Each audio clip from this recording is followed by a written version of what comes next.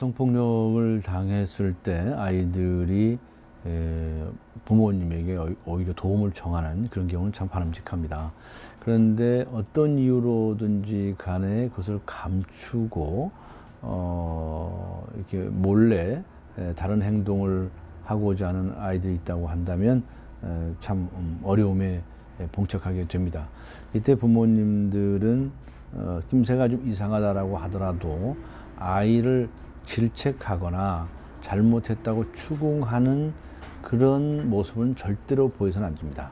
그렇게 되면 아이들은 점점 더 입을 닫게 됩니다.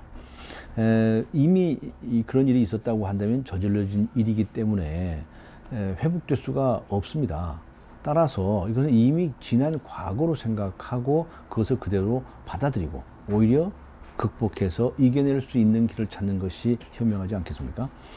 따라서 이 아이에게서 진실을 받아내는 것이 필요한데 말을 하고자 하지 않는 아이에게서 입을 열게 하는 것은 굉장히 어렵습니다.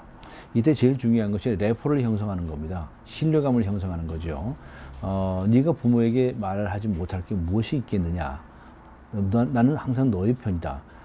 나는 너를 믿고 너는 나를 믿어도 된다라고 하는 그 신뢰감을 형성을 함으로써 그 아이의 입을 열게 해줘야 됩니다.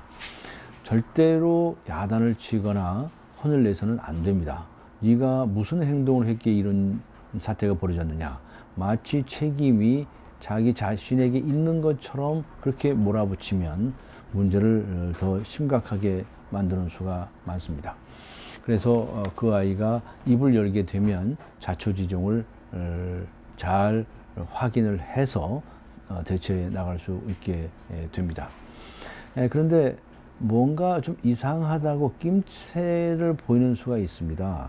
예를 들면 부모님하고 눈빛을 잘 마주치려고 하지 않거나 또는 대화를 하는 것이 과거와 다르게 톡톡 내뱉는다거나 또는 문을 걸어 잠그고 혼자 있는 시간이 많거나 또 어떤 경우에는 비밀리에 핸드폰으로 통화를 하는 일이 잦아지거나 뭐 이런 여러 가지 이런 낌새들을 보면 아하 뭔가 제가 일이 있구나. 그것이 꼭 성폭력이 아니라 하더라도 뭔가 상처받은 일이 있구나라고 하는 것을 느낄 수가 있게 될 겁니다. 좀 더 세밀하신 분이고 특별히 성폭력을 당했을지도 모른다는 생각이 든다면 그 아이의 예를 들어서 옷이나 또는 내복이나 여러 가지 이런 것들을 확인해 보실 수가 있고요. 또 이제 목욕을 같이 한다든가 하는 과정을 통해서 항문 주위나 또는 질 부위나 이런 부분에 상처가 없는지도 찾아볼 수 있고요.